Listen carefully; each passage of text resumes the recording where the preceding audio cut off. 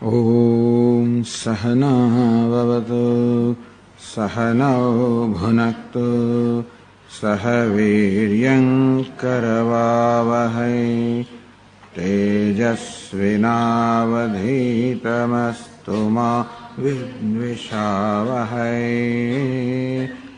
ॐ शान्ति शान्ति शान्तिः। विश्वं दर्पणदृश्यमाननगरे तुल्यं निजान्तर्गतं पश्यन्नात्मनि मायया बहिर्भूतं यथा निद्रया यः साक्षात्कुरुते प्रबोधसमये स्वात्मानमेवाद्वयं तस्मै श्रीगुरुमूर्तये नमः। इदं श्रीदक्षिणामूर्तये। वागीशा यस्य वदने लक्ष्मीर्यस्य च वक्षसि यस्यास्ति हृदये संवित् तं नृसिंहमहं भजे। ॐ नमः परमहंसास्वादित चरणकमलचिन्मकरन्दाय भक्तजनमानसनिवासाय श्रीरामचन्द्राय विश्वसर्गविसर्गादि नवलक्षणलक्षितम् श्रीकृष्णाख्यं परं धाम जगद्धाम नमामतं। सच्चिदानन्दरूपाय विश्वोत्पत्त्यादिहेतवे तापत्रयविनाशाय श्रीकृष्णाय वयं नमः। यं प्रव्रजन्तमनुपेतमपेतकृत्यं द्वैपायनो विरहकातर आजुहाव पुत्रेति तन्मयतया तरवोऽभिनेदुः तं सर्वभूतहृदयं मुनिमानतोऽस्मि। संसारसागरे मग्नं दीनं मां करुणानिधे कर्ममोहगृहीताङ्गं मामुद्धर भवार्णवात्। श्रीमद्भागवताख्योऽयं प्रत्यक्षः कृष्ण एव हि स्वीकृतोऽसि मया नाथ मुक्त्यर्थं भवसागरे। मनोरथो मदीयोऽयं सफलः सर्वथा त्वया निर्विघ्नेनैव कर्तव्यः दासोऽहं तव केशव। शुकरूपप्रबोधज्ञ सर्वशास्त्रविशारदः एतत्कथाप्रकाशेन मदज्ञानं विनाशय। जन्माद्यस्य यतोऽन्वयादितरतश्चार्थेष्वभिघ्नस्वराट् तेने ब्रह्महृदाय आदिकवये मुह्यन्ति यत्सूरयः।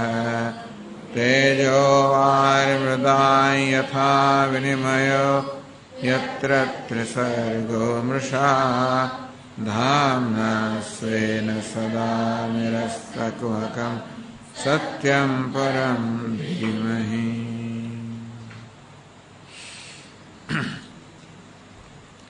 હવે શ્રીમદ ભાગવતના એકાદશ સ્કંદનો અષ્ટમો અધ્યાય આઠમો અધ્યાયનો પ્રારંભ થાય છે.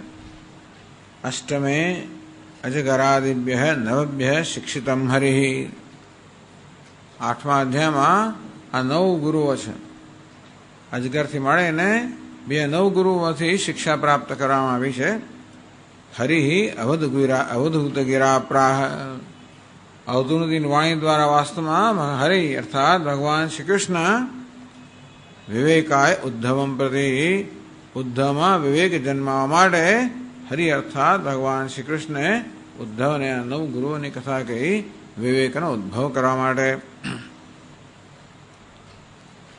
તો પહેલી વાત કરે છે પ્રારબ્ધ કર્મભોગસ્ય અવશ્યમ ભાવિત્વાત. આ પ્રારબ્ધ જે કર્મ છે ને એનો ભોગ તો અવશ્યમ ભાવી છે. જે પ્રારબ્ધ હોય આપણે અવશ્ય એનો ઉપભોગ કરવો જ પડે. પ્રારબ્ધમ ભોગેન નશ્યતે. આ પ્રારબ્ધ ભોગથી જેનો નાશ થાય, બીજું કોઈ રીતે નહીં. તદર્થોદ્યોમહી ન યુવા ન વ્યય ન આયુર્વ્યયો વૃથા કર્તવ્ય હતી. તો પ્રારબ્ધથી આવવાનું જ છે, એને માટે કોઈ પોતે ખોટો પ્રયત્ન ના કરવો જોઈએ. એટલે પોતાનું આયુષ્ય પોતાની શક્તિનો વ્યય ના કરવો જોઈએ, જેને જાતે થવાનું છે. સવારના પહોરમાં સૂર્ય ઉગવાનો છે તો એને માટે તમે પ્રયત્ન ના કરશો. ઉપર ગયો, નીચે ગયો, આમ કર્યું તો કંઈ જરૂર નથી. સૂર્ય ઉગવાનો જ છે, સાંજ પડે સૂર્ય આથમવાનો જ છે, એનો પ્રયત્ન કરવાની જરૂર નથી. અથવા જે થવાનું જ છે એને માટે વૃથા પ્રયત્ન કરવો ન જોઈએ. જેથી આપણી શક્તિ છે અને બધી વસ્તુ આપણે જે પ્રયત્ન કરવા યોગ્ય છે એને માટે આપણે સાચવી શકીએ અને એમાં એનો ઉપયોગ કરી શકીએ. ઇતિ અજગરા શિક્ષિતમ. અજગર પાસેથી આ શિક્ષા લેવામાં આવી કે વૃથા પ્રયત્ન ના કરવો જોઈએ, આયુર્વ્યય ન કર્તવ્ય, પોતાના આયુષ્યનો વ્યય ના કરવો જોઈએ. અજગર પાસેથી ઘણી શિક્ષા પ્રાપ્ત કરી છે. તો એ વાત કરે છે.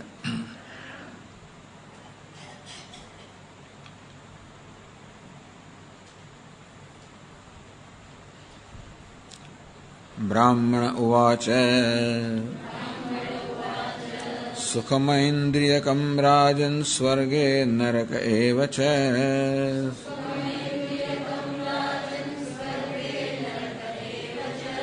દેહિનામ યદ્યથા દુઃખમ તસ્માન્નેચ્છેત તદ્બુધઃ.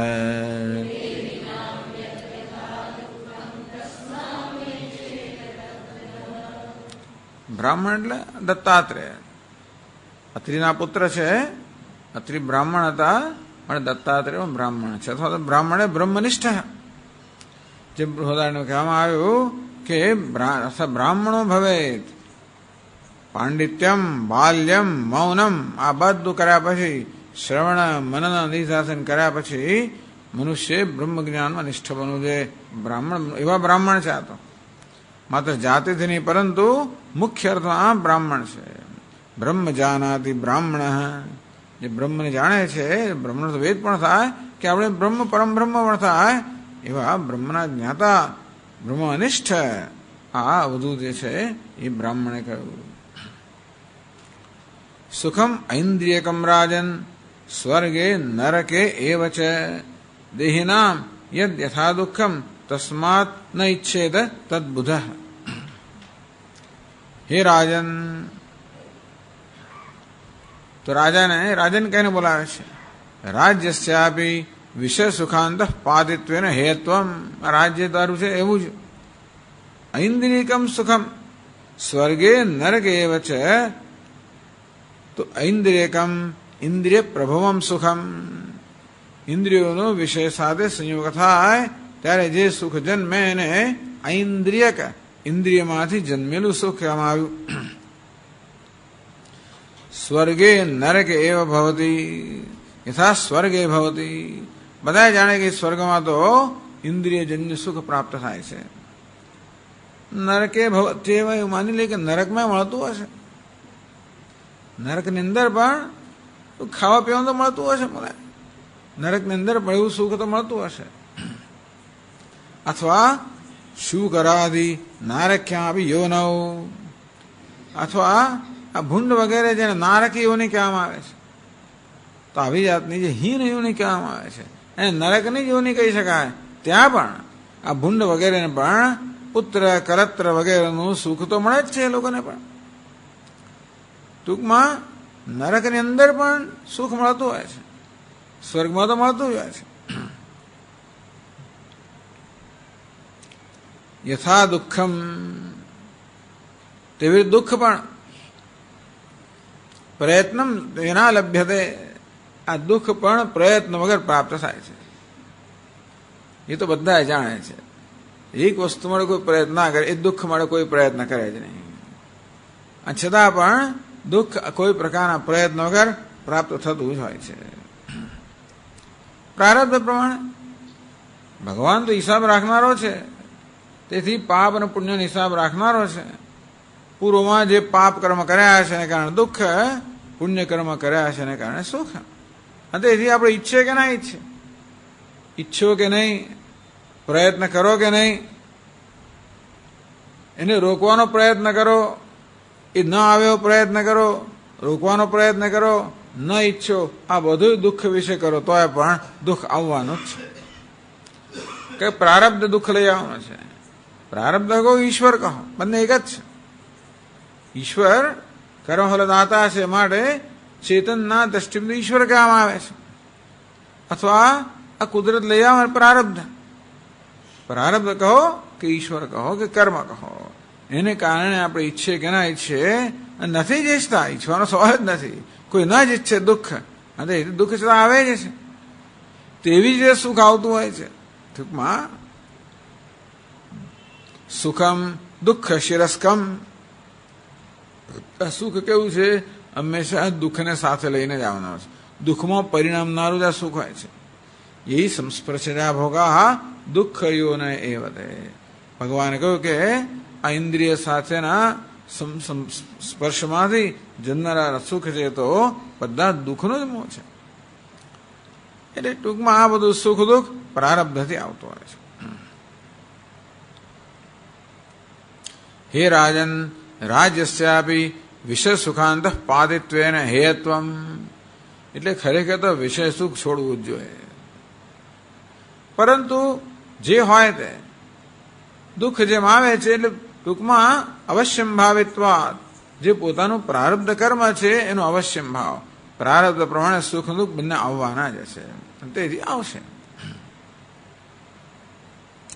તસ્માત ન ઈચ્છેદ તદબુધ. તેથી બુધ વિવેકી, ટૂંકમાં સુખ અને દુઃખનો વિવેક જાણનાર છે. વિવેક કોને કહેવાય? સુખ દુઃખ વિશે વિવેક કરનાર, જે જાણે છે કે દુઃખ જેમ પ્રારબ્ધ આવે છે તેમ સુખ પણ પ્રારબ્ધથી આવે છે. જીવનમાં પ્રયત્ન શા માટે કરવાનો છે?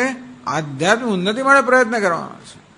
આ ભૌતિક વસ્તુ આવવાની જ છે પ્રારબ્ધ પ્રમાણે, અને તેથી એને માટે કોઈ પ્રયત્ન ન ઈચ્છે તો કોઈ ઈચ્છા ના કરવી જોઈએ, એનો કોઈ પ્રયત્ન ના કરવો જોઈએ. આજગર ની જેમ આ બધું શિક્ષણ જે આપવામાં આવે છે ને, આ ખરેખર મુમુક્ષુને આપવામાં આવે છે. એટલે બધાને બધું લાગુ નથી પડતું. ભાઈ સ્વામી તમે તો કહો નોકરી છોડી, એવું ટૂંકમાં. એટલે આપણે કહ્યું ને પ્રયત્ન ના કરો, ભાઈ નોકરી છોડી દીધી, ધંધો છોડી દીધો, નિવૃત્ત થઈ ગયો. કોને માટે છે? જેને, જે મુનિ છે, મુમુક્ષુ છે, મોક્ષ સિવાય જેને કશું જોઈતું નથી. એટલે આ બધું હવે જે આવે છે આ બધી વસ્તુ અજગર વગેરેની, અને એ સિવાયના, એટલે ઘણું બધું શિક્ષણ જે છે ને, એ શિક્ષણ, બધું શિક્ષણ બધાને લાગુ પડે એવું નથી હોતું. આ બધું શિક્ષણ તો મુમુક્ષુને લાગુ પડે. જેના મનમાં નિશ્ચય છે કે મારા જીવનનું ધ્યેય તો મોક્ષ છે, અને મોક્ષ જ્ઞાનથી પ્રાપ્ત થાય, ભક્તિથી પ્રાપ્ત થાય. એટલે જ્ઞાન અમને જોઈએ, ભક્તિ જોઈએ, શ્રદ્ધા જોઈએ. આ શ્રદ્ધા, ભક્તિ, ધ્યાન, જ્ઞાન આ માટે જોઈએ. આ પ્રકારના આધ્યાત્મિક સાધનો એ જેને જોઈએ છે, એવી સંપત્તિ છે, એને માટે પ્રયત્ન કરવો પડે. એને માટે તો એ માટે પ્રયત્ન કરવો પડે. ભક્તિ માટે એટલે હૃદયમાં ઈશ્વર માટે પ્રેમ જન્મવા પ્રયત્ન કરવો પડે. ના સ્વામીજી લોકો લઈને જ આવે ત્યારે પ્રયત્ન કર્યો હશે. એ કે સ્વામીજી મેં તો બધું જોયું છે, આ વૈરાગ્ય તો જે લોકો છે લઈને જ આવે છે, અહીં કોઈ જન્મતો નથી. એવું નથી, લઈને આવે ક્યારે? પહેલા તો કંઈ કર્યું હશે, એમને લઈને ક્યાંથી આવે? એટલે વૈરાગ્ય માટે, જ્ઞાન માટે અને ભક્તિ માટે, હૃદયમાં ઈશ્વર માટે પ્રેમ જન્મે એ માટે પ્રયત્ન કરી શકાય. ઈશ્વર માટે પ્રેમ હોય તો શું કરીએ? એને ખુશ કરીએ, ભાઈ એવો પ્રયત્ન કરો. આ રીતે શ્રદ્ધા પણ પ્રાર્થનાથી વગેરે એવા પ્રકારનો પ્રયત્ન જોઈએ. તો આ શ્રદ્ધા છે, ભક્તિ છે, ઈશ્વરના અનુગ્રહથી પ્રાપ્ત થાય. ઈશ્વરના અનુગ્રહને પ્રાપ્ત કરવા માટે એને ખુશ કરવો જોઈએ, એવો પ્રયત્ન કરવો પડે. એટલે ટૂંકમાં અહીં કહેવામાં આવે છે કે જીવનમાં માણસે પ્રયત્ન શેને માટે કરવાનો છે? જે વસ્તુ એની જાતે આવવાની છે એના માટે શું કામ પ્રયત્ન કરવો? સુખને ખેંચવા માટે, દુઃખને રોકવા માટે ખોટો પ્રયત્ન કરવાનો અર્થ જ નથી. એ તો હવામાં બાચકા ભરવા જેવું છે. જે થવાનું થવાનું જ છે, પરંતુ જીવનમાં ખરેખર જે પ્રાપ્ત કરવાનું છે એને માટે પ્રયત્ન થવો જોઈએ. તસ્માન ન ઈચ્છેત તદ બુધ એવમ વિનિશ્ચિત્ય વિવેકી, આ પ્રકારનો વિવેક ધરાવનાર કે પ્રારબ્ધ શું થાય એ પ્રકારનો વિવેક ધરાવનાર ઐન્દ્રિયકમ સુખમ ન ઈચ્છેત, માટે એને દુઃખની તો ઈચ્છા કરવાની કહેવાની જરૂર નથી. ન ઈચ્છેત તંગ આશ ન ઈચ્છેત એવું હોવું જોઈએ, પણ ન ઈચ્છેત કહી દીધું. ચાલો, એટલે તો સુખની ઈચ્છા ના કરવી, દુઃખની ઈચ્છા તો કરવાનું જ નથી. અને તેથી સુખ પણ માણસે ન ઈચ્છવું જોઈએ. બસ આવે તો આવે, જે આવે તે ખરું એવું.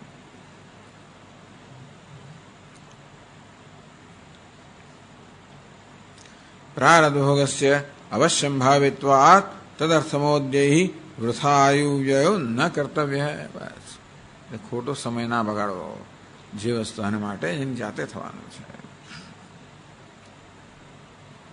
પછી આગળ કહે છે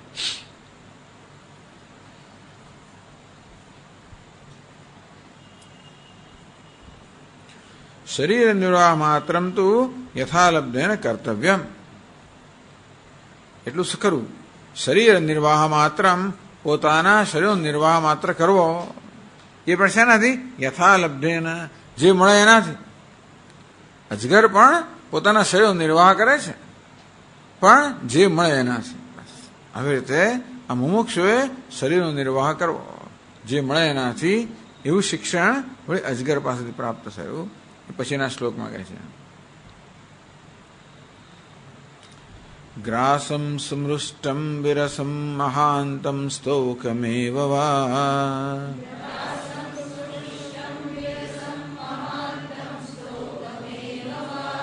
યદૃચ્છયૈવાય પતિતં ગ્રસેદાજગરો ક્રિયઃ યદૃચ્છયૈવાય પતિતં.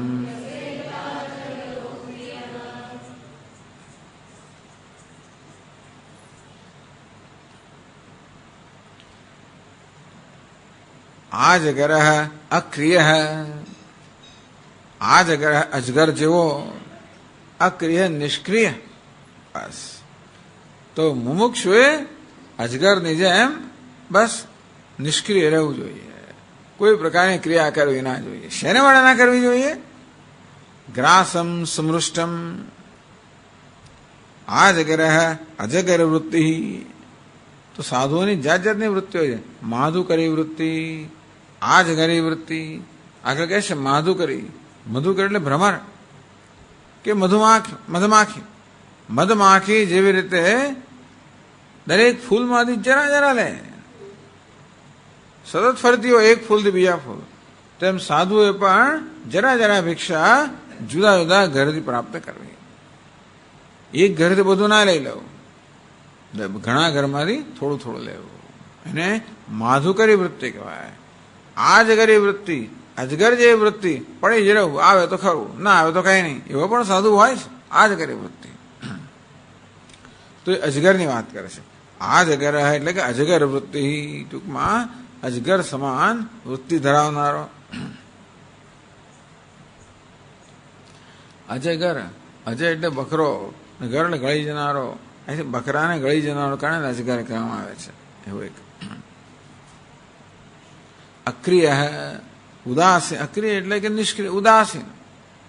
ઉદાસીન શું છે? કોઈ પ્રકારની ઈચ્છા ના કરે કે આ ભાઈ આજે આવે તો સારું.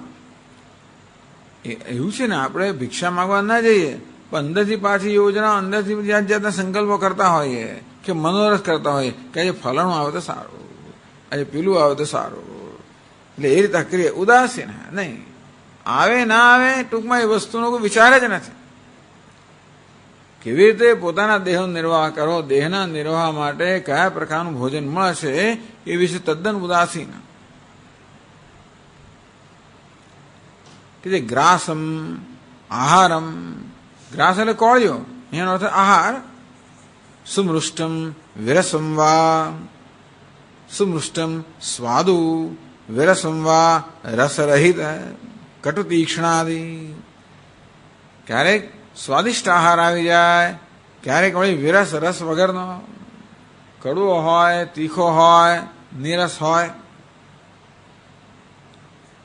મહાંતમ સ્તોકમેવા, ઘણી વાર આ ભિક્ષા જે છે ને મહાંત આવી જાય, એટલે ઉદર પૂર્તિ પર્યાપ્તમ, પેટ ભરાય એટલું ખાવાનું આવી જાય. ક્યારેક સ્તોકમેવા અથવા તો અલ્પ, ઘણો જરાક જ આવી જાય, થઈ શકે.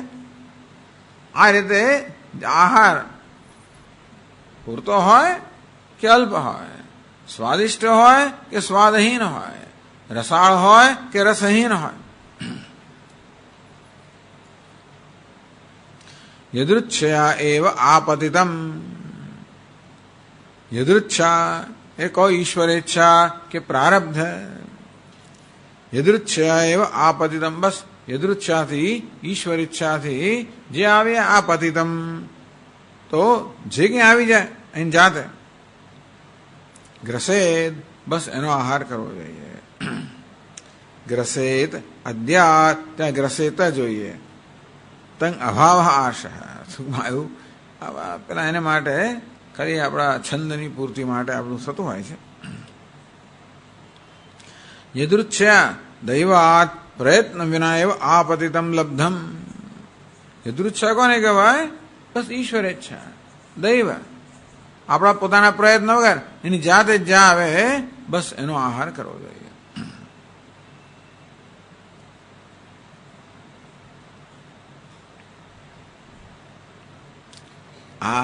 આ જ કરી વૃત્તિ. ટૂંકમાં આ સાધુના જીવનમાં ભોજન, આહારને કોઈ પ્રકારનું મહત્વ નથી. બસ એની જાતે જ આવે, બરોબર છે.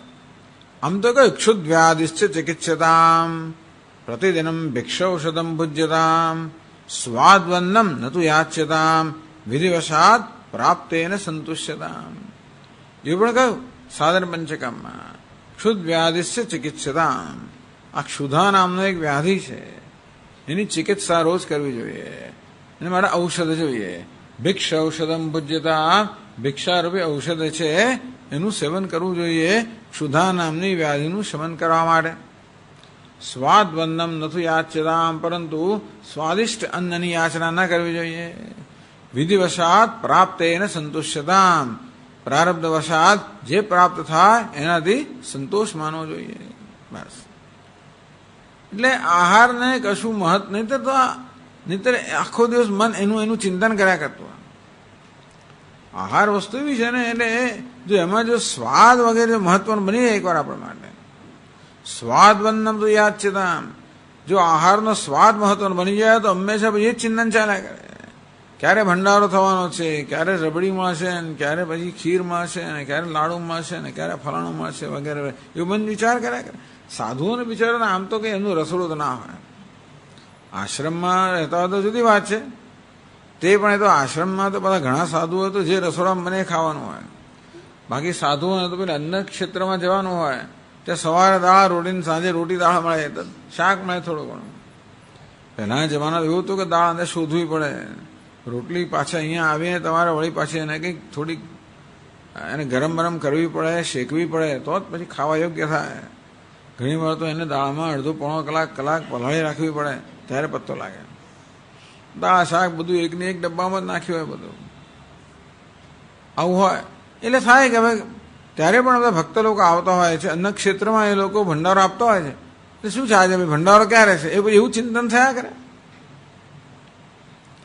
તો બ્રહ્મચિંતન ના, ઈશ્વર ચિંતન, આ બધી વસ્તુઓ તો ઈશ્વરના ચિંતનમાં અવરોધરૂપ હોવાના કારણે કહેવામાં આવ્યું કે બસ અજગરની જેમ આવી રીતે ઉદાસીન રહેવું જોઈએ. બસ અક્રિય ઉદાસીન. અજગરમાં 4 શ્લોકો આવી ગયા, પછી આગળ જે અજગર વિશે કહે છે. શયિતાહાનિ ભૂરીણિ નિરાહારોનુપક્રમઃ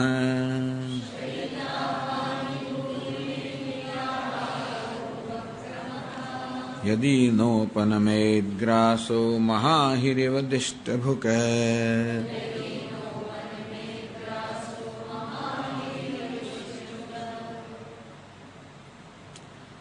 નનુ યદા ન આપતતિ તદા કિમ કર્તવ્યમ.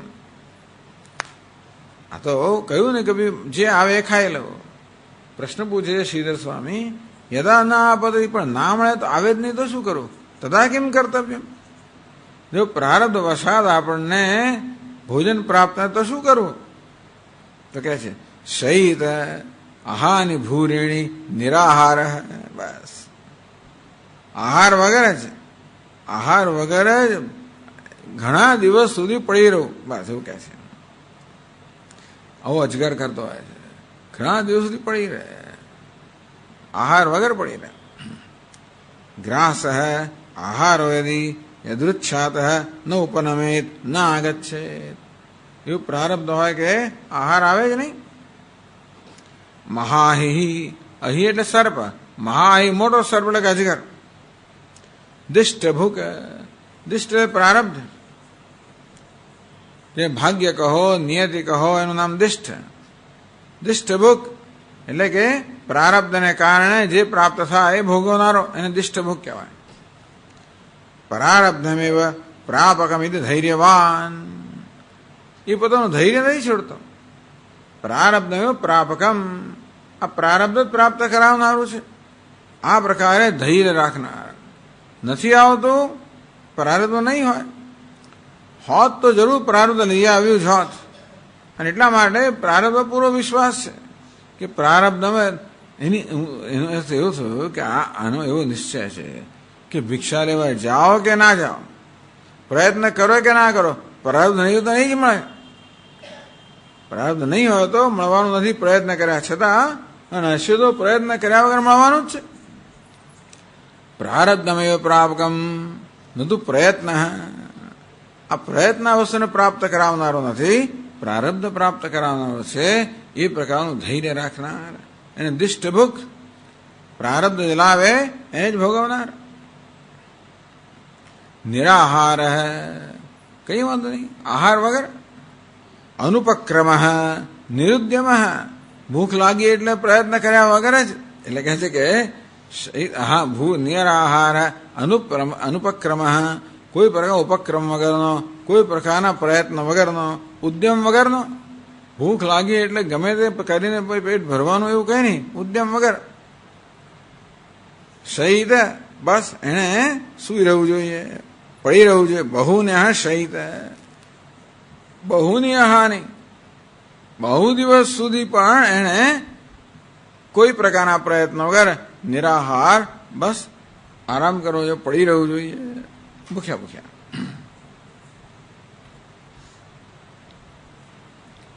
અજગરની આવી છે. આ બધું આમાં આવી જ ગયું. સ્વાદ વંદમ નથી યાચિતામ વિધિવશાત પ્રાપ્ત. એમ એટલું કહ્યું કે ભાઈ તમે ભિક્ષા લેવા માટે જાઓ. એ માધુકરી વૃત્તિ કહેવામાં આવે. એ તો આ જ કરી વૃત્તિ, ભિક્ષા લેવા જવાનું પણ નહીં.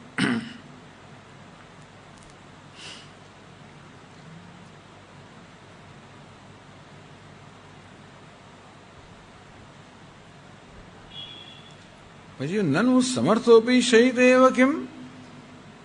આપણે સમર્થ હોય તો, ટૂંકમાં પ્રયત્ન કરવાનું સામર્થ્ય આપણામાં હોય તો પછી આપણે પેટ ભરવા માટે, ભૂખ ક્ષમા માટે પ્રયત્ન કરવો જોઈએ કે નહીં? શયિત એવ કેમ, એને પણ પડી જ રહેવું જોઈએ. ટૂંકમાં આહાર મેળવવાની ક્ષમતા હોય તો એ પડી રહેવું જોઈએ. ઓમ, પડી જ રહેવું જોઈએ. એ તો ઓમ ઇત્યા ચોથા શ્લોકમાં કહે છે કે આ પડી જ રહેવું જોઈએ. તો કહે છે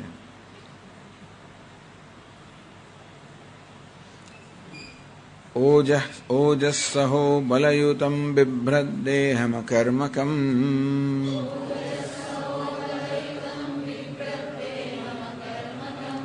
શયાનો વીત નિદ્રશ્ચ નેહેતેન્દ્રિયવાનપી.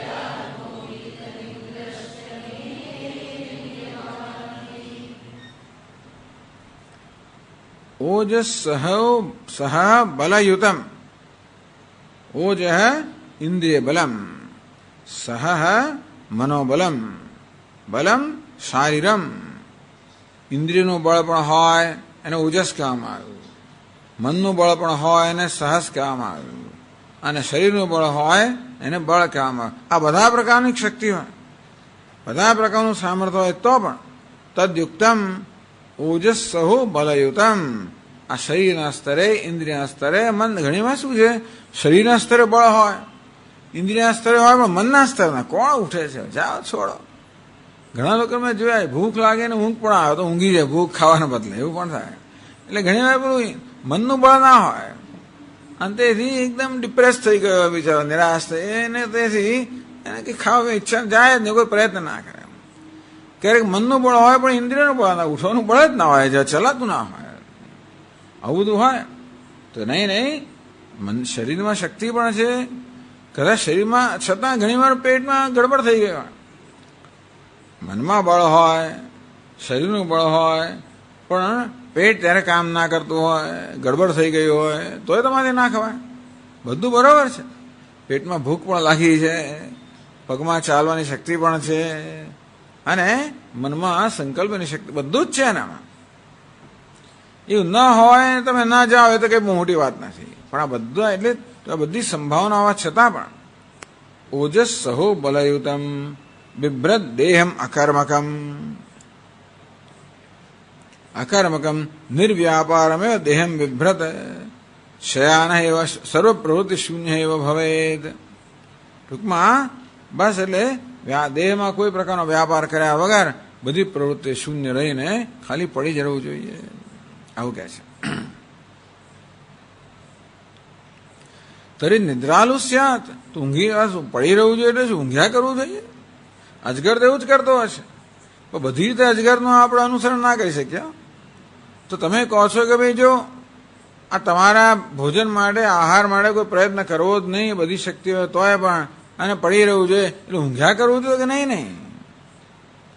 વીત નિદ્ર શયાન, સૂતેલો છે ખરો, એટલે કે સૂતેલો ઊંઘતો નથી, પડી રહ્યો છે.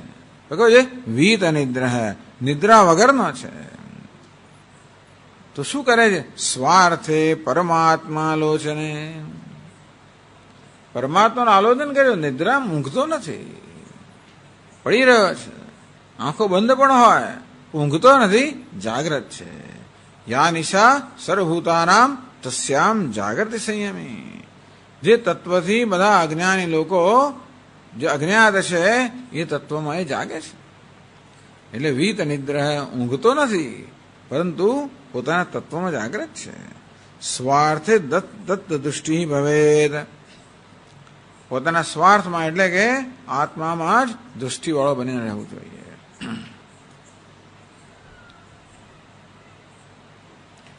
ન ઈહેત ઇન્દ્રિયવાન અપી ન ઈહેત, બધી ચેષ્ટા કરવાનું સામર્થ્ય હોવા છતાં પણ કોઈ પ્રકાર ઈહેતના બે અર્થ થાય, કોઈ ઈચ્છા ના કરવી જોઈએ, કોઈ ચેષ્ટા ના કરવી જોઈએ. બસ આ પ્રકારે અજગરમાંથી આ શિક્ષણ લેવામાં આવ્યું કે કોઈ પ્રયત્ન કરવાનો નહીં, બધું પ્રારબ્ધ પર છોડી દેવાનું. પછી ક્યારે બની શકે? વીત નિદ્ર, જે માણસ નિદ્રાથી રહિત છે, જે માણસ જાગ્રત છે, આમ અજગર જેવા રહેવું કોઈ પ્રકારની પ્રવૃત્તિઓ કે રહેવું કંઈ શક્ય નથી. સુઈ રહીએ તો એ શું, સ્વામી હું તો પડી રહ્યો, ક્યાં સુધી પડી રહ્યો? પડી રહેવાનું 2 કલાક, 4 કલાક, 8 કલાક, 10 કલાક, કેટલા કલાક પડી રહ્યો? પછી તો થાય ને, પછી કરવાની ઈચ્છા, ક્યાં સુધી પડી રહ્યો? પડી રહે ભાઈ, 1 દાડો 2 દાડા જા, દરેક દિવસે 50-100 રૂપિયા આપી તો કે નહીં જોઈએ મારે. છેવટે રજોગુણ અંદરથી પ્રવૃત્ત થાય, આપણે પ્રવૃત્ત કરાવે છે. તમો ગુણ ક્યાં સુધી, આપણે તમો ગુણમાં ક્યાં સુધી રહી શકીએ? કારણ કે આપણામાં રજોગુણ પણ છે જ, આપણામાં અંદર પેલી એક અજંપો છે. એ અજંપો આપણે નહીં તો ઊંઘમાંથી કોણ ઉઠે? ભાઈ અજંપો છે, ઊંઘમાંથી ઉઠાડીને છોડે. અડધો કલાક, પોણો કલાક, કલાક સુધી ના ઉઠો તો એલાર્મ બંધ કરીને કલાક એક પણ તોય પણ છેવટે તો ઉઠાડવાનો જ છે. અને એટલા માટે અજગરની જેમ પડી રહેવું શક્ય નથી. જો આપણી દ્રષ્ટિ બીજે આપણી દ્રષ્ટિ કોઈ ઉત્તમ વસ્તુ પર ના હોય તો એ આમ પડી રહ્યો દેખાય, પડી નથી રહ્યો. એ તો ઈશ્વરના ધ્યાનમાં કે આત્માના ધ્યાનમાં મગ્ન છે. એ ટૂંકમાં આ અવધૂત જે છે કે આ મહાપુરુષ જે છે એ ભલે આપણને અજગર જેવો દેખાતો હોય, અજગર તો તમો ગુણમાં નિષ્ઠ છે, આ તો સત્વગુણમાં નિષ્ઠ છે. અજગર તો ઊંઘતો એવો છે ભગવાન જાણે, પણ આ તો વીત નિદ્રા જાગ્રત છે. જાગ્રત એટલે માત્ર જગતથી જાગ્રત એવો નહીં, પોતાના સ્વરૂપથી જાગ્રત છે. શયાન વીત નિદ્રશ્ચ, અને એટલા માટે એને કોઈ પ્રકારની પ્રવૃત્તિની કે ચેષ્ટાની જરૂર નથી. ટૂંકમાં એણે એ પ્રકારની સિદ્ધિ પ્રાપ્ત કરી છે કે કોઈ પ્રકારની ચેષ્ટા વગર રહી શકે છે, પોતાનામાં સ્થિત રહી શકે છે. તો અજગર જેવા આવી રીતે થવું જોઈએ.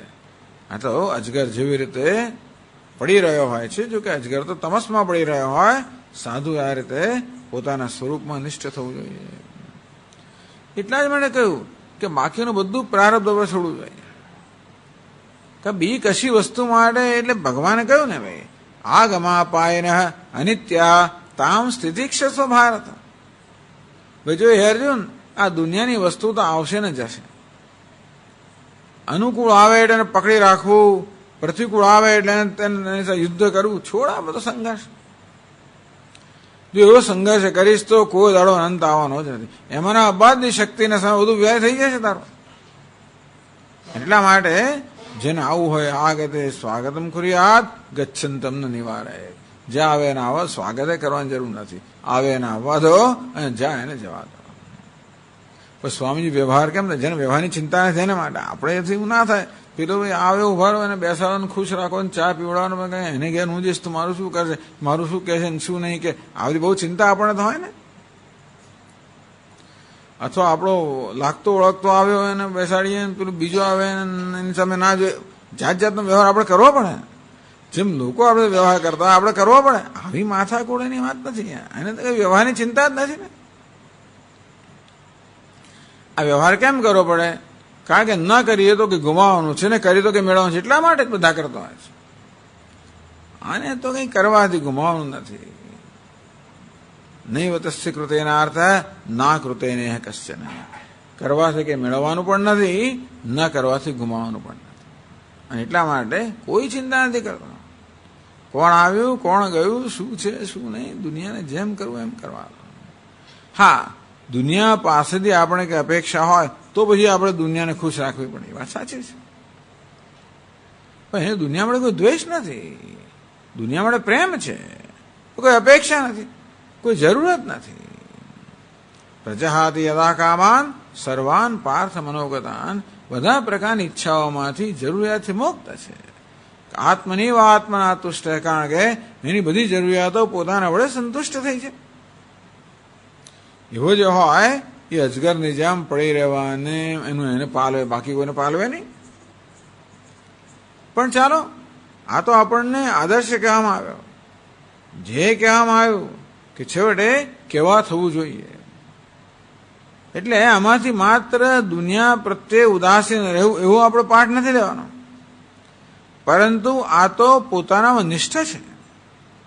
એવું હોવાના કારણે એને દુનિયા માટે કંઈ લેવાનું પણ નથી અને એ ગુમાવવાનું પણ નથી. લાભ કે ગેરલાભ એ કશાથી પણ એ ઉદાસીન છે, નિરપેક્ષ છે.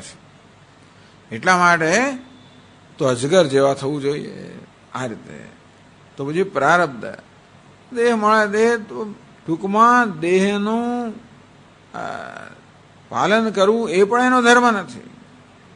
સામાન્ય એમ કહેવામાં આવે છે કે સાધુએ પણ પોતાના દેહનું પાલન કરવું જોઈએ, નિર્વાહ કરવો જોઈએ, દેહનો નિર્વાહ કરવો જોઈએ. એ પણ એને ચિંતા નથી. એટલે પ્રજાહાતિ યદા કામાન સર્વાન, બધા પ્રકારની કામનાઓ ટૂંકમાં. એટલે કહે છે ને ઘણી વાર શંકરાચાર્ય મહારાજ પણ કહે છે કે ઉદાસીન ક્યાં સુધીનો છે, પોતાનો દેહનો નિર્વાહ થવો જોઈએ એ માટે પણ એનો કોઈ આગ્રહ નથી. બધા પ્રકારના સંકલ્પોનો ત્યાગ. એ શું બતાવે છે? એ આંતરિક સંતોષમાં કે આનંદમાં પૂર્ણ નિષ્ઠા બતાવે છે. એટલે દેહના હોવાથી કોઈક રીતે એના આનંદમાં વૃદ્ધિ થાય કે ન હોવાથી એમાં ક્ષય થાય એવું છે જ નહીં. આ દેહનું હોવું કે ન હોવું એને માટે કોઈ રીતે એમાં કોઈ ફેર નથી પડતો. એવું હોવાને કારણે દેહનો નિર્વાહ કરવો એ પ્રકારનો કોઈ આગ્રહ નથી, કોઈ આગ્રહ વગરનો. આ છે અંતિમ વસ્તુ. આને અવધૂત કહેવામાં આવ્યો, અજગર કહેવામાં આવ્યો. અજગર પાસેથી એ મેં આ શિક્ષા પ્રાપ્ત કરી. એ તો એવા અજગર જેવા જ હશે, પરંતુ આ ધ્યેય છે. આપણે શું કરવું આપણે સમજવાનું છે. તરત આમાં આપણે ઝંપલાવીએ નહીં, પણ આ રીતે આ દિશામાં પણ આગળ વધીએ કે આનામાં ઈશ્વર પર આધાર. ઈશ્વર જે આપે એ બરોબર છે. ના પ્રસાદ બુદ્ધિ શરૂ કરીએ, પ્રયત્ન અત્યારે ભલે કરીએ છતાં પણ એના પરિણામનો આગ્રહ ના રાખીએ. આગ્રહ છોડોની ભગવાન વાત કરે છે. બધા આગ્રહ સૌથી પહેલા આગ્રહ છોડો. કયો? મેં કર્મ કર્યું માટે અમુક જ પરિણામ મળવું જોઈએ, એ આગ્રહ પહેલા છોડો. પછી આ જ કર્મ કરવું અને પેલું ના કરવું એ આગ્રહ પણ છોડો. પહેલા તો સકામ કર્મ કરીએ, આ જ કર્મ કરવું પેલું ના કરવું, કારણ કે મને એમાંથી ફળની ઈચ્છા છે. ચાલો ભગવાન કેવું કરે તો ફળનો આગ્રહ ના રાખીશ. પછી આગળ વધીને આ જ કરવું ને પેલું ના કરો એમ નહીં, જે કર્તવ્ય એ કર. ધીમે ધીમે આગ્રહ છૂટતા જાય. પછી કર્મ કરવાની જરૂરિયાત નથી, મુક્તિ વગેરે વગેરે. આ પ્રકારે અજગરમાંથી આટલું શિક્ષણ પ્રાપ્ત કર્યું. હવે પછીના 2 શ્લોકમાંથી સમુદ્ર પાસેથી કયું શિક્ષણ પ્રાપ્ત કર્યું એની વાત કરે છે.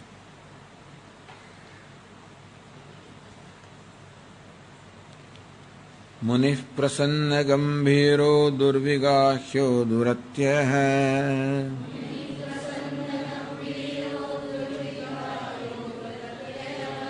અનંતપારો ચક્ષોભ્યસ્તિમિતોદ ઇવાર્ણવઃ.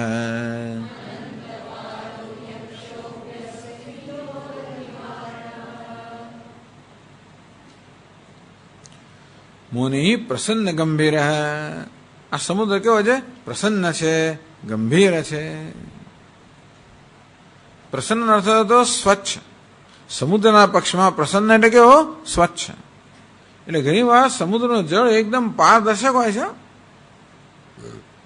અમુક ટાપુઓ પર આપણે જઈએ, એવા સ્થળો હોય છે, ત્યાં પાણી એકદમ આમ પારદર્શક હોય. ઘણીવાર એકદમ લીલું હોય, ભૂરું હોય, કે એકદમ પારદર્શક, તમને તળિયું દેખાતો હોય, રેતી દેખાય, એવું સુંદર પાણી હોય. પ્રસન્ન, સ્વચ્છ. ગંભીર એટલે ઊંડો હોય. સમુદ્રના 2 ગુણો છે, પ્રસન્નતા અને ગાંભીર્ય. એટલે કે પારદર્શકતા, સ્વચ્છતા અને જોડે જોડે ગાંભીર્ય, એટલે કે ઊંડા. તો સમુદ્ર આવો છે. પ્રસન્ન ગંભીર દુર્વિગાહ્ય. અવગાહ એટલે અમે ડૂબકી મારવી. દુર્વિગાહ્ય એના તળિયે પહોંચી ના શકે. સમુદ્ર એટલો ઊંડો છે કે કોઈ પણ આ તળિયાને પામી ના શકે. ટૂંકમાં બહારથી ખબર ના પડે કે કેટલું ઊંડો છે. બહારના દેખાવથી આપણે સમુદ્રનું ઊંડાણ માપી ન શકીએ કે કેટલો છે. અને માટે હું ડૂબકી મારીને એના તળિયે પહોંચી જવું શક્ય નથી. દુરત્ય. આ સમુદ્રનો તરવો બહુ મુશ્કેલ છે, અશક્ય લગભગ છે. દુરત્ય. કારણ કે ઘણા બધા એની અંદર જાત જાતના બધા જળચર પ્રાણીઓ હોય છે. સમુદ્રમાં તો મગર પણ હોય અને જાત જાતનું બધું હોય, અને એટલા માટે એને પાર કરવો અશક્ય છે. અનંત પાર, એનો બીજો પાર જ નથી. દુરત્ય એટલે શું છે કે એને તરવો મુશ્કેલ છે. સમુદ્રને તરવામાં ઘણી બધી મુશ્કેલી હોય છે. ખાસ કરીને એમાં રહેલા જળચર જે બધા પ્રાણીઓ હોય છે એ બહુ ઘાતક હોય છે, એટલા માટે એને પાર ન કરી શકીએ. તદુપરાંત એનો પાર જ નથી. આનંદ પાર, એનો બીજો પાર જ નથી, એનો કિનારો નથી, એનો છેડો નથી. સમુદ્રના આટલા ગુણો કયા? સ્વચ્છતા, ગંભીરતા, એટલે કે એની કેટલું ઊંડાણ છે જાણી ના શકાય. એની અંદર શું છે જાણી ના શકાય. સમુદ્રની સપાટી પર જોવાથી અંદર શું શું છે, કેટલા રત્નો ભરેલા છે એ પણ ના જાણી શકાય. કેટલા મગર છે એ પણ ના જાણી શકાય. કેટલી ઊંડાઈ છે જાણી ના શકાય. એનો અભિપ્રાય ના જાણી શકાય. દુર્વિગાખ્ય એમાં ક્યારે ડૂબકી મારવી અને તળિયે પહોંચવું અશક્ય છે. દુરત્યય એને તરવો પણ અશક્ય છે. અનંત પાર એનો પાર પામવો પણ અશક્ય છે. અક્ષોભ્ય વળી સમુદ્રના આપણે ક્ષુભિત ના કરી શકીએ, સમુદ્રના આપણે વિક્ષિપ્ત ના કરી શકીએ, એને હલાવી ના કરી શકીએ. સમુદ્રમાં નદીઓ પાણી ઠાલવે ના ઠાલવે ગમે તે કરતા પણ સમુદ્ર કોઈ રીતે કંપી ના જાય, એ પોતાના સ્વરૂપે વિચલિત ના થાય. અવિકાર્ય એમાં વિકાર ના જન્મે. સ્થિમિત ઉદહ જેમાં કોઈ પ્રકારના મોજા નથી, જે સ્થિર છે અવિજાતનો સમુદ્ર. સ્થિમિતોદહ નિશ્ચલ ઉદક એનું જળ છે ને નિશ્ચળ છે, એવું કલ્પના કરો. એવો સમુદ્ર છે જેનું જળ કેવું છે, નિશ્ચલ છે. આવો સમુદ્ર સ્વચ્છ, ગંભીર, પ્રસન્ન, ગંભીર, અત્યંત ઊંડો, તરવો મુશ્કેલ, પાર જેનો પાર નથી તેવો, વળી જેને કોઈ રીતે આપણે ક્ષોભિત ના કરી શકીએ, જેને આપણે વિક્ષિપ્ત ના કરી શકીએ, અને જોડે જોડે જેનું ઉદક છે સ્થિર છે, એટલે ભરતી ઓળ વગરનો એવો સમુદ્ર. જેમ સમુદ્ર આવો હોય છે, ભરતી એટલે પૂર તો નદીમાં આવે, પેલી ભરતી એટલે જરા જુદી વાત છે, બાકી સમુદ્રમાં પૂર ના આવે. પૂર શેમાં આવે, નદીમાં આવે, એટલે પૂર વગરનો અભિજાતનો સમુદ્ર છે.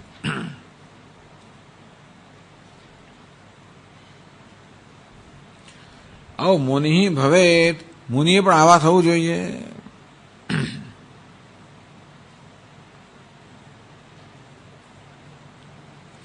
પ્રસન્નશ્ચ સૌ બહિ પ્રસન્ન અંતઃ ગંભીરશ્ચ. મુનિએ કેવા થવું છે, બહારથી પ્રસન્ન અંદરથી ગંભીર. ન હસંતિ તપસ્વિન, તપસ્વી લોકો એટલે ટૂંકમાં આમ એકદમ જરા હસી પડ્યા, એનું હસે ને એવું નહીં, પણ નાની વસ્તુની અંદર એવું નહીં, ગંભીર. અંદરથી બહારથી પ્રસન્ન, પછી એવું નહીં ગંભીરનો અર્થ નહીં કે મોડા ચડાઈને ફરો, એવું પણ નહીં. એટલે ગંભીરનો અર્થ એ કે બસ એવા આપણા આગે ક્યારે રહે. સ્વામી હરિઓમ કહ્યું જવાબે ના આપે સ્વામી, એટલે એવું ઘણી વાર થાય ટૂંકમાં, એવું નહીં. એટલે એવા ગંભીરનો અર્થ નહીં કે મોડું ચડાયેલું હોય ને ઉતરેલું હોય ને પડેલું હોય ને ચડેલું હોય ને વગેરે, એવું નહીં. બહારથી પ્રસન્ન, અંદરથી ગંભીર. દુર્વિગાખ્ય જેનું ઉડાણ પામવું અશક્ય છે. એવમ ભૂત એની પરિકરિતું અશક્ય હે, એના મનમાં શું છે એ વસ્તુ પારવી અશક્ય છે, બહારથી ખબર ના પડે.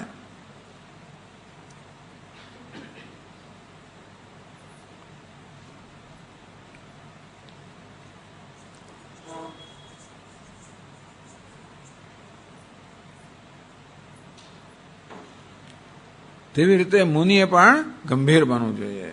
અલક્ષ્ય અભિપ્રાયત્વાદ, એનો અભિપ્રાય શું છે ખબર જ ના પડે અંદરથી. એટલે એવી ટૂંકમાં ગંભીરતા એ પ્રકારની કે દેખાઈ ના આવે. આપણું જરાક અંદર થાય ને તરત દેખાઈ આવે. અંદર કંઈક લાગણી જન્મી તરત ખબર પડી જાય દુનિયાને કે શું છે અંદર. ગંભીર એનો શું અભિપ્રાય છે એ કોઈ નક્કી ના કરી શકે.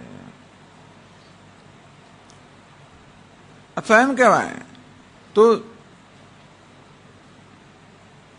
જલ પ્રસત્તો અપી અંતર્દૃષ્ટ્યા અતલ સ્પર્શ.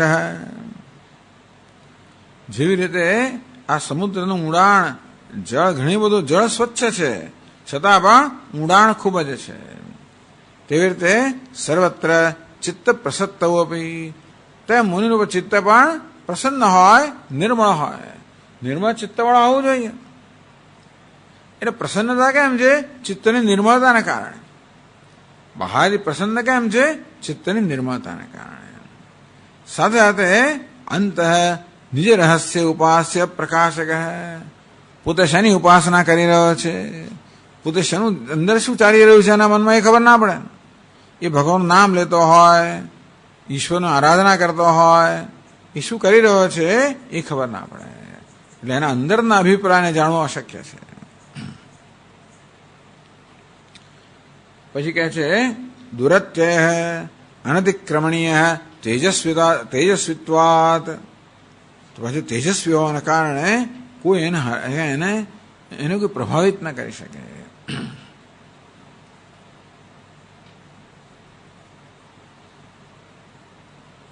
અનંત પાર કાલત દેશતશ્ચ અપરિચ્છેદ્ય. સમુદ્ર જેવી રીતે પાર વગરનો છે, કિનારા તેવી રીતે આ જ્ઞાની કે મુનિ પણ અનંત પાર. દેશ કે કાળનો પાર નથી. દેશની મર્યાદાથી પણ પર, કાળની મર્યાદા પણ. કેમ? કારણ કે સ્વરૂપ આવિર્ભાવાદ, ભલે એના શરીરમાં દેશ કાળની મર્યાદા એનામાં નથી. એ પોતાના સ્વરૂપમાં અનિષ્ઠ હોવાના કારણે એ દેશથી કાળથી કશાથી મર્યાદિત નથી. તો અનંત પાર અક્ષોભ્ય, કોઈ એનામાં ક્ષોભ ઉત્પન્ન ના કરી શકે, વિકાર ઉત્પન્ન ના કરી શકે. રાગ આદિ અભાવાત, ટૂંકમાં એનામાં રાગ દ્વેષ હોય ને તો આપણે તરત વિકાર ઉત્પન્ન કરી શકીએ. રાગ હોય ને તો આપણે પ્રલોભન ઉત્પન્ન કરી દેખાઈ આવે. તો નાના બાળકને ચોકલેટ દેખાડીને મોં પર દેખાઈ આવે. બાળકને ચોકલેટ બતાવો ને તરત દેખાઈ આવે, એના ચહેરા પરનો ઉલ્લાસ. જરાક દંડો બતાવો તરત બતાવી ખબર પડી જાય. તો રાગ અને દ્વેષ જયારે હોય ત્યારે આપણે બહુ સરળતાથી વિક્ષિપ્ત થઈ જઈએ. ટૂંકમાં સંજોગોથી કે અન્ય વસ્તુ પ્રભાવિત થઈ જઈએ. આપણને કોઈ વિક્ષિપ્ત કરી શકે પણ નહીં. આ તો કેવું છે, અવિકાર્ય, કોઈ વિકાર જન્મતો જ નથી. એનો રાગ દ્વેષ નથી. માટે ગમે તેવા સંજોગો હતો પણ એ નિર્વિકાર રહે છે. સ્થિમિતોદ નિશ્ચલોદક, એ પણ તો મુનિ પણ કેવો છે? નિશ્ચલ છે. સમુદ્ર પણ નિશ્ચલ છે, પણ અહીંયા આગળ મુનિ પોતાનું મનથી નિશ્ચલ છે.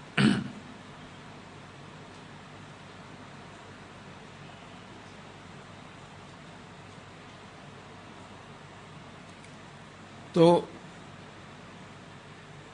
દત્તાત્રેય મહારાજ કહે છે કે સમુદ્ર પાસેથી મેં આવું શિક્ષણ પ્રાપ્ત કર્યું. આપણે કેટલી વાર સમુદ્ર પર ગયા, દરિયા પર અનેક વાર ગયા. શું શિક્ષણ પ્રાપ્ત કર્યું? એમણે આવું શિક્ષણ પ્રાપ્ત કર્યું. એવો બન્યો શિક્ષણ પ્રાપ્ત કરીને ખાલી વાતો નથી કરતા, પણ એ પ્રકારના બન્યા. સમુદ્ર જેવો બન્યો. એમાંથી જોયું કે મારે કેવા બનવું જોઈએ? મુનિ ભવેત, મુનિ આ પ્રકાર બનવું જોઈએ. પ્રસન્ન સ્વચ્છ, એનું ચિત્ત પ્રસન્ન હોય, સ્વચ્છ હોય, નિર્મળ હોય. વળે સ્વભાવથી ગંભીર હોય. ગંભીર એટલે બાળક બુદ્ધિ નહીં, બાલવત ખરો, બાળક જેવો ખરો, નિર્મળ ખરો, પ્રસન્ન ખરો, પરંતુ બાળક બુદ્ધિ નહીં. ગંભીર, ગંભીર તત્વમાં નિષ્ઠ હોવાને કારણે ગંભીર. દુર્વિગાહ્ય હે, એનું ઊંડાણ માપી ના શકાય. દુરત્યય, અને એને તેજસ્વી હોવાના કારણે એને પ્રભાવિત ન કરી શકાય. અનંત પાર, દેશ કા કશાથી પણ એ મર્યાદિત નથી. સ્વરૂપમાં નિષ્ઠ હોવાને કારણે. અક્ષોભ્ય, રાગદ્વેષનો હોવાના કારણે એનો વિકાર ન જન્માવી શકાય. સ્થિમિતોદ, નિશ્ચલ છે એનું મન પણ સમુદ્ર જેમ છે. એવું પણ આ મુનિ આવું થવું જોઈએ. સમુદ્રમાંથી બીજું પણ શિક્ષણ જે મળ્યું એ પછીના શ્લોકમાં કહે છે.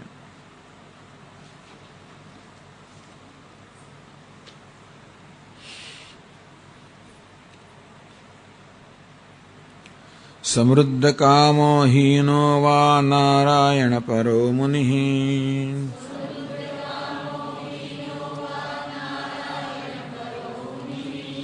નોત્સર્પેત ન શુષ્યેત સરિદ્ભિરવ સાગર.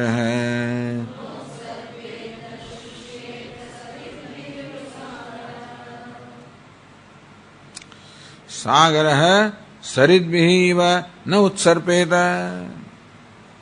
ઉત્સર્પ સૃપ, સૃપ એટલે જવું, ઉત્સર્પ એટલે ઉપર જવું. ટૂંકમાં આ સરિદ એટલે કે નદી. સરિદ્ભિ, નદીઓ પોતાનું જળ સાગરમાં ઠાલવે તો સાગર એકદમ ફૂલી જાય, એનામાં ભરતી આવી જાય.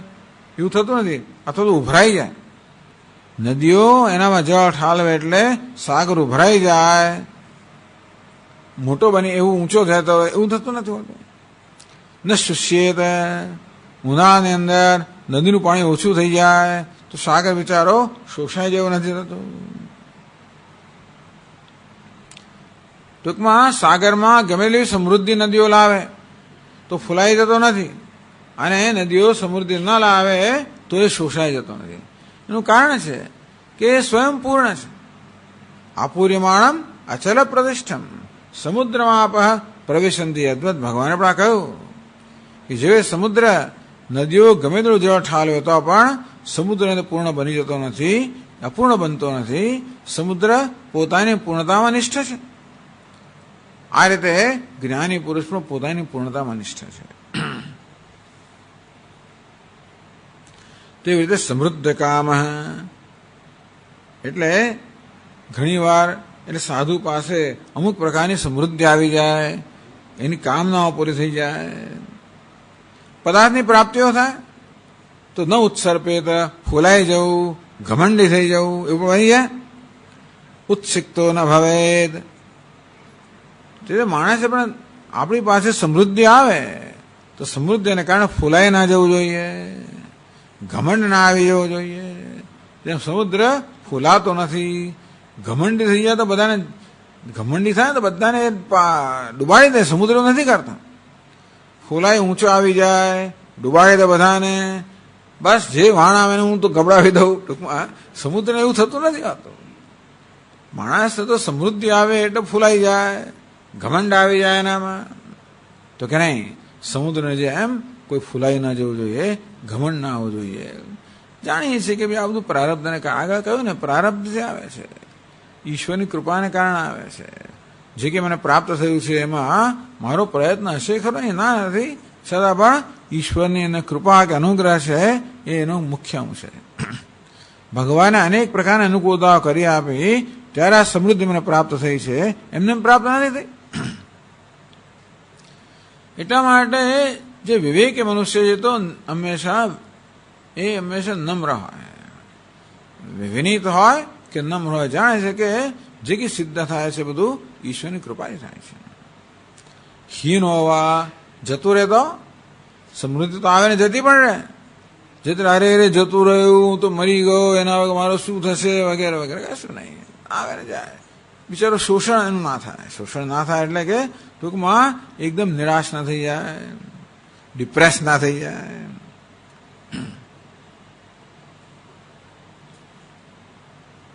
ન ઉત્સર્પેત ન શુષ્યેત ન હૃષ્યેત ન શોચેત ઇત્યર્થ. હર્ષ અને શોકથી મુક્ત થવું જોઈએ. લાભ અને અલાભ, લાભથી હર્ષ નહીં, અલાભથી શોક નહીં. એનું કારણ કયું? અત્ર હેતુ. તો એનામાં હર્ષ જન્મતો નથી, શોક જન્મતો નથી. હર્ષ આનંદ ભલે રહ્યો હોય, હર્ષ એક વસ્તુ છે અને પ્રસન્નતા બીજી વસ્તુ છે. પ્રસન્નતા તો આપણા અંતરનો સ્વભાવ છે, પ્રસન્નતા એ આંતરિક વસ્તુ છે. ટૂંકમાં અંતરની નિર્મળતાને કારણે પ્રસન્ન છે. હર્ષ કોને કહેવાય? આપણને બહારથી ઈચ્છિત વસ્તુ પ્રાપ્ત થઈ મળે આપણે હર્ષ, આપણે એકદમ ફૂલાઈ ગયા, એકદમ આનંદમાં આવી ગયા. જે માણસ બહારના સંજોગત આનંદમાં આવે એ શોષણ એનું થવાનું જ છે, દુઃખમાં પણ આવી જ પડવાનું છે. પાતો ન ઉત્સર્પેત ન શુષ્યેત ન હૃષ્યતિ ન દ્વેષ્ટિ ન કાંક્ષતિ. હર્ષ નથી, દ્વેષ નથી, આકાંક્ષા નથી, કશું જ નથી. કારણ કે એ સ્વયં પૂર્ણ છે. ટૂંકમાં એનો આનંદ છે એ સ્વયં પોતાનાથી આવતો હોવાના કારણે બહારના સંજોગોથી એ નિરપેક્ષ છે. અત્ર હેતુ નારાયણ પર ન તો વિષય પર. જે વિષય પર મનુષ્ય છે, અર્થાત વિષયોમાંથી આનંદ લેનારો છે, વિષયની પ્રાપ્તિમાં પોતાની સફળતા જોનારો છે, એને તો હર્ષ શોક થવાનો જ. તો પોતાની ઈચ્છિત વિષયની પ્રાપ્તિ થાય હર્ષ થવાનો, ન થાય તો શોક થવાનો. આ કેવો છે? ન વિષય પર નારાયણ પર. એ નારાયણમાં નિષ્ઠ છે અથવા નારાયણને પ્રાપ્ત કરવા ઈચ્છે છે. ચાલો, ક્યાં તો સાધક વિશે કહી શકાય કે સિદ્ધ પુરુષ કહેવાય કે સાધક પણ જો નારાયણને જ ઈચ્છતા હોય તો આ સમૃદ્ધિ વગેરે વિશે ઉદાસીન હોય છે. પ્રારબ્ધથી આવે છે, પ્રારબ્ધથી જાય છે. વિષય પરિણામ એવ તદ પ્રાપ્તિનાશાદિના શોકો ભવતી. જે વિષય પર મનુષ્ય હોય એ લોકોની પ્રાપ્તિ થાય તો હર્ષ થાય અને નાશ થાય તો શોક થાય. ન તો હરિનિષ્ઠાનામિતિ ભાવ. પણ હરિમાં જે નિષ્ઠ છે એને વસ્તુની પ્રાપ્તિ કે નુકસાનથી હર્ષ શોક થતો નથી.